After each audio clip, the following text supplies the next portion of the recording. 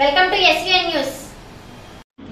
Andhra university vice chancellor PVGD Prasad Reddy చేసిన అన్యాయాలు అక్రమాలపై VC building ముందు ఏర్పాటు చేసిన మీడియా సమావేశంలో అనకాపల్లి పార్లమెంటు సభ్యులు సీఎం రమేష్ గారు మాట్లాడారు.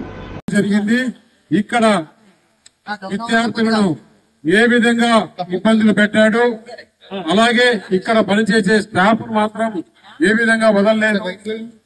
చాలా మందిని రకరకాలుగా ఇబ్బందులు పెట్టి అతను ఏదో ఒక కమాండెంట్ మాదిరి, మిలిటరీ ఆఫీసర్ మాదిరి ఇక్కడ యూనివర్సిటీలో ఉండే సెక్యూరిటీ కాదని ఇతనికి ఒక సెక్యూరిటీ, ఇతను ఆఫీస్ కు చూస్తే చుట్టూ కంచె ఏ విధంగా ఉందో ఒక జైల్లో కదా బందీలు కదా పెట్టుకున్నట్లు ఎవరు అతని దగ్గర రాకుండా, విద్యార్థులు అతని సమస్యలు చెప్పుకోకుండా ఈ విధంగా పనిచ్చాడు. ఇక్కడ చాలా అవినీతి జరిగింది, చాలా రాజకీయ కార్యకలాపాలు జరిగాయి. వైఎస్ఆర్ కాంగ్రెస్ పార్టీ ఆఫీస్ చేశాడు. ఇతను చేసినవన్నీ కూడా లెక్క ఉంది, ఆ లెక్క తప్పకుండా తీరుస్తాం. ఇది తెలిసి మేము ఈ రోజు నాయకులు అందరం పెద్దలు గంటా శ్రీనివాసరావు గారి, వెలగపూడి రామకృష్ణబాబు గారు గాని, వంశీ గాని, అలాగే మన విష్ణు కుమార్ రాజు గారు అందరం రావాలనుకుని మేము వారం నుంచి అనుకున్నాం. కాకపోతే నాకు పార్లమెంటు వారికి అసెంబ్లీ ఉండి రాలేకపోయాం. కానీ ఇది తెలిసి అతను రాజీనామా చేసిపోయినంత మాత్రాన అతన్ని వదిలే సమస్య లేదు. అతని మీద జ్యుడిషియల్ ఎంక్వైరీ ఏమేమి చేశాడో అవన్నీ కూడా అతను ఆ పాపం ఇక్కడ కలగాల్సిందే. ఇక్కడ మంచి భారతదేశంలో మంచి పేరున్న యూనివర్సిటీలో ఈ రోజు ఇట్లా చేసినాడంటే ఏ యూనివర్సిటీలో కూడా ఇలా జరగకూడదనే ఉద్దేశంతో, ఎందుకంటే విశ్వవిద్యాలయాల్లో రాజకీయాలు ఉండకూడదు. ఇక్కడ ఎవరి అధికారంతో రాజశేఖర రెడ్డి విగ్రహం యూనివర్సిటీలో పెట్టచ్చా? మేము తీవాలనుకుంటే ఒక్క నిమిషం చాలదు. దాని ఒక పద్ధతిగానే వారు చేసినట్లుగా మేము చేయం. దాని ఒక పద్ధతిగానే విద్యార్థులు ఇక్కడ ఉండే ఉపాధ్యాయులు ప్రొఫెసర్ని కాలేజీలో పని చేయొచ్చా లేదా అనే వారి అభిప్రాయం మేరకే నిర్ణయం తీసుకుంటామని చెప్పేసి తెలియజేయండి. ప్రసాద్ రెడ్డి మాదిరి ఇంకా ఎవరు కూడా చేసేదానికి ఫ్యూచర్ లో కూడా ఆలోచన చేసే విధంగా ప్రసాద్ రెడ్డికి శిక్ష వేయాలి, అతని మీద ఎంక్వైరీ చేయాలని గవర్నర్ ని, ప్రభుత్వాన్ని కోరడం జరుగుతుంది. జ్యుడిషియల్ ఎంక్వైరీ వేయాలని చెప్పేసి అతన్ని ఇమ్మీడియట్ గా శిక్షించాలని చెప్పేసి మేము ప్రభుత్వాన్ని, గవర్నర్ ని కోరడం జరుగుతుంది. మేమందరం కూడా అందరం వెళ్లి గవర్నర్ ని మేము ఎంక్వైరీ చేయాలని కోరుతామని చెప్పేసి రిప్రజెంటేషన్ చెప్పి తెలియజేస్తున్నాం. విశాఖ స్టీల్ ప్లాంట్ ఇతర ప్రభుత్వ రంగ సంస్థల ప్రైవేటీకరణ ఆపాలని పీఓడబ్ల్యూ రాష్ట్ర ప్రధాన కార్యదర్శి ఎం లక్ష్మి డిమాండ్ చేశారు. జీవీఎంసీ గాంధీ విగ్రహం వద్ద 1262 రోజులుగా కార్మిక ప్రజా సంఘాల ఆధ్వర్యంలో నిరవాధిక ధర్నా జరుగుతుంది అని 1263 రోజున నిరవాధిక ధర్నాను ప్రగతిశీల మహిళా సంఘం పీఓడబ్ల్యూ విశాఖ జిల్లా కమిటీ శుక్రవారం నిర్వహించింది. కొత్త ప్రభుత్వాలు కొలువుదీరాయి.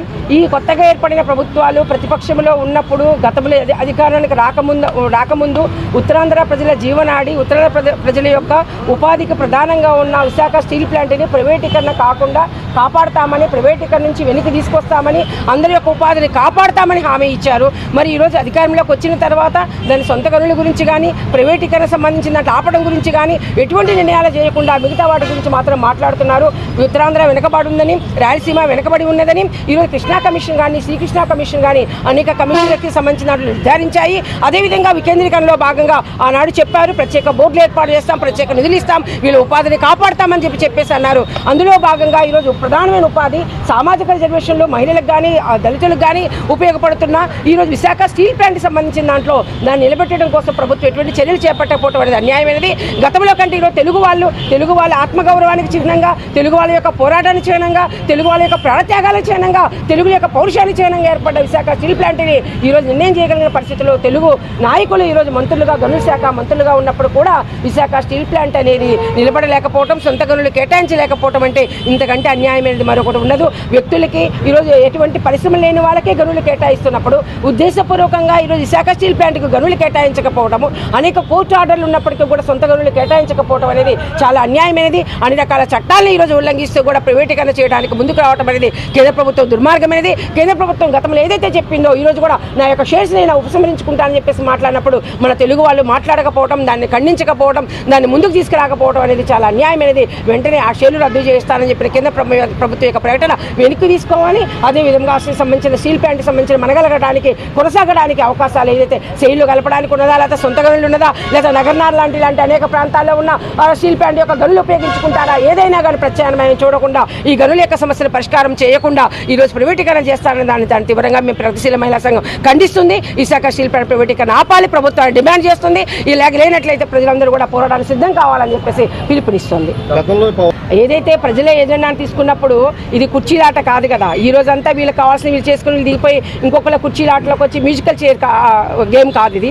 కాబట్టి ప్రజల యొక్క డిమాండ్స్ని వాళ్ళు పట్టించుకొని ప్రభుత్వాలన్నింటినీ వ్యతిరేకించినప్పుడు తమ ప్రజాప్రభుత్వంగా కొనసాగాలంటే, ప్రభుత్వంగా మనగలగాలంటే తప్పనిసరిగా ప్రజల ప్రధాన డిమాండ్ ఏదైతే ఉందో ఉత్తరాంధ్ర స్టీల్ ప్లాంట్ అందరూ ఉపాధికి అనేక లక్షల మందికి ఉపాధి ఇస్తూ ఒక పోర్ట్ సిటీ నుంచి స్టీల్ సిటీగా మారిన విశాఖ యొక్క ఒక స్టేటస్ నిలబెట్టాలంటే తప్పనిసరిగా విశాఖ ప్రజలకు ఇచ్చిన హామీ ఇది. కాబట్టి విశాఖ ప్రజలు ఇచ్చిన హామీని ఈరోజు ఆయన మంత్రి ఉప ముఖ్యమంత్రిగా ఉన్న పవన్ కళ్యాణ్ గారు నిలబెట్టుకోవాలి, ముఖ్యమంత్రి గారు నిలబెట్టాలి, అందరూ నిలబెట్టాలి. తెలుగువాడు అన్న వాళ్ళు ప్రతి ఒక్కరు కూడా ఈరోజు విశాఖ స్టీల్ ప్లాంట్ మనగలగడానికి ప్రయత్నం చేయాలని చెప్పేసి ప్రగతిశీల మహిళా సంఘం డిమాండ్ చేస్తోంది. అదనపు కట్నం కోసం కట్టుకున్న భర్తే కాలయముడయ్యాడు. మేము పెళ్ళయిన దగ్గర నుంచి చూస్తూనే అబ్బాయి చాలా వేధింపులు చేశాడు. చెందాడనే అమ్మాయి ఆదివారం నాడు మాత్రం ఇన్ని రోజులు హాస్పిటల్లో ఉండి కొట్టుమిట్లాడుతూ ఆ అమ్మాయి లాస్ట్గా చెప్పిన స్టేట్మెంట్ ఏంటంటే నన్ను చాలా బాధ పెట్టాడు, నన్ను ఏ రోజు సుఖపెట్టలేదు, పెళ్లి చేసి అత్తారింటికి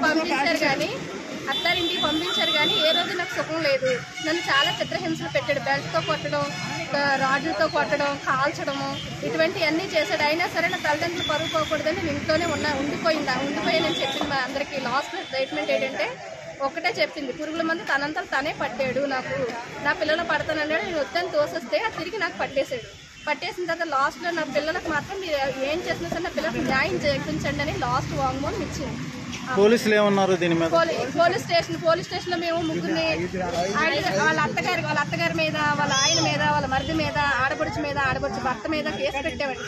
కేసు పెట్టిన తర్వాత నిన్న అమ్మాయి చనిపోయిన తర్వాత హాస్పిటల్లో మేము అమ్మాయిని మృతురాలను అక్కడే ఉంచాం. ఆ అమ్మాయి గురించి పోరాట్లేదని చాలా చిన్న పిల్లలు ఉన్నారు, ఇద్దరికి, ఒక పాప, సంవత్సరం ఉన్నారు బాబు ఉన్నాడు. అయితే ఆ పిల్లల కోసం మేము డబ్బు కోసం, ఆస్తి కోసం వాళ్ళు అడగలేదు. పిల్లల న్యాయం ఏంటని అడిగినప్పుడు ప్రతి తల్లి కన్నా ప్రతి ఒక్క ఆడదైనా మగాడైనా సరే ప్రతి ఒక్కరు ముందుకొచ్చి మాట్లాడాలి. మేము ఉన్నామని భరోసా నాన్నమ్మ అన్న వాళ్ళు ఇవ్వాలి. కానీ అదేం జరగలేదు. వాళ్ళ తరపున పెద్దలు వచ్చారు, మేము 5 లక్షలు ఇస్తామంటే మాకు కోపం వచ్చింది. పిల్లలు చూస్తాము పెంచుతామన్న మాట మీ నుంచి రాలేదు, కానీ మేము డబ్బులు ఇస్తామని అన్నారని మేము కోపడ్డాం. తర్వాత వాళ్ళ పెద్దలందరూ మాట్లాడారు, మేము ఏదైనా చేస్తామని. అది కూడా నాన్న మొప్పుకోలేదటండి. మేము 1 రూపాయి ఏమో ఎలా పోతారో కొండని అన్నారు. పోలీసు వాళ్ళు మాత్రం ఒకటే అన్నారు, మేము న్యాయం చేస్తామన్నారు. ఏం న్యాయం చేస్తారు? మేము శవాన్ని అక్కడ వదిలేసి శవాన్ని అక్కడ పెట్టినప్పుడు దేనికి వదిలేమంటే పిల్లలకు న్యాయం జరగాలని అక్కడ పెట్టాము. మేమేం అడిగాము, అత్తవారి తాలూకాలే చంపారు కాబట్టి మొగుడు, అత్త, మరిది మొత్తం అందరూ వచ్చి అమ్మాయిని తీసుకెళ్లాలంటే ఈ రోజు అక్కడే వదిలేశారు. అలాంటప్పుడు కూడా స్టేషన్లో నుంచి ఒక్కరు కూడా బయటకు రాలేదు. ఇక్కడ మేము వచ్చి ఇక్కడ అడిగితేనేమో లేదు జైలుకి కట్టేసాం అన్నారు. కానీ జైలు కట్టలేదండి. మాకు వచ్చిన ఇన్ఫర్మేషన్ ప్రకారం ఆ అబ్బాయి ఇక్కడే ఉన్నాడని తెలిస్తే ఆ అమ్మాయిని అక్కడ కాల్చి అక్కడే వదిలేసి మేము ఇలా పరిగెత్తొస్తే వాడు చక్కగా ప్లాన్ వేసి కుర్చీలో కూర్చోబెట్టి వీళ్ళు సెక్యూరిటీ ఇస్తున్నారు. కేసు పెట్టింది మేమైతే మాకు న్యాయం చేయాలా, పిల్లడికి న్యాయం చేయాలా? ఏంటి ఇదేనా న్యాయం? పోలీసులు న్యాయం చేసేది ఇదేనా? వాళ్ళు కరెక్ట్ గా ఉంటే మేమెందుకు నడి రోడ్డు మీద నిలబడాలి? తున్నపోతలో ఉన్న ఎదవని అందులో పెట్టారు. చంటి పిల్లలు వర్షంలో తడుతుంటారు, ఏం చేస్తున్నారు? ఎక్కడ మాకు న్యాయం జరిగింది? అత్తుందా? 3 అరెస్ట్ చేశారు. మొన్న 2 అత్తగారు ఆడబడిచి ఏం చేస్తుంది? ఇంకో తోటకోళ్ళు ఉంది, దాని పరిస్థితి అంతే కదా. ఏ రోజైనా పిల్లలు ఉన్నారని అత్తగారు సపోర్ట్ మాకు వస్తే ఈ రోజు మేము వీధిలోకి రావాల్సిన అవసరం లేదు. మాకు ఉంది, మాకు తెలుసు. మేము అన్నమే తింటున్నాం. ఎందుకు మాట్లాడుతున్నాం? మా బిడ్డ మేము పోయింటే రౌడీలు పెట్టాడు ఎదవా, రౌడీలు పెట్టి కొట్టించని చూశాడు. అక్కడి నుంచి వచ్చినప్పుడేమో పిల్లలు కొట్టడం, చెయ్యడం. పిల్లలు పెంచలేని వాడు తల్లిని ఎలా చంపగలిగాడని ఒక్కలైనా అడుగుతున్నారా? స్టేషన్ లో మాకు ఏం న్యాయం జరిగింది? మాకు ఏ న్యాయం జరగలేదు. మాకు న్యాయం జరిపిస్తారని మిమ్మల్ని ప్రార్థిస్తున్నాం. పిల్లల కోసం న్యాయం జరిగేలా చేయమని మిమ్మల్ని అందరికీ చేస్తున్నాం సార్. పరిస్థితి ఏంటండి? పోలీసులు మాకు న్యాయం చేయలేదు సార్. పోలీసు కూడా న్యాయం చేయలేదు. నా కూతురు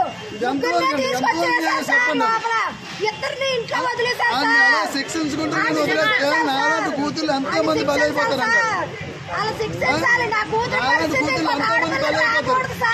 ఆ బలి అవ్వకుండా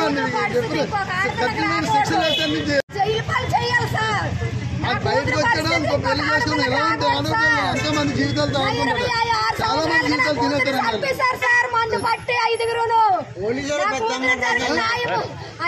వాళ్ళకి శిక్ష పడకుండా చేసి స్టేషన్ లో కూర్చోబెట్టి భోజనాలు మేపుతున్నారు. ఈ రోజు చెప్పండి, రేపైనా సరే అమ్మ కావాలని అడుగుతారు. నేను ఏం సమాధానం చెప్పాలి? ఎంతలా నరకం చూపించాడు ఇదిగో చూడండి. ఈ పిల్లలు ఇప్పటికీ కూడా అమ్మేది అమ్మ ఎక్కడుందో అని అడుగుతున్నారు.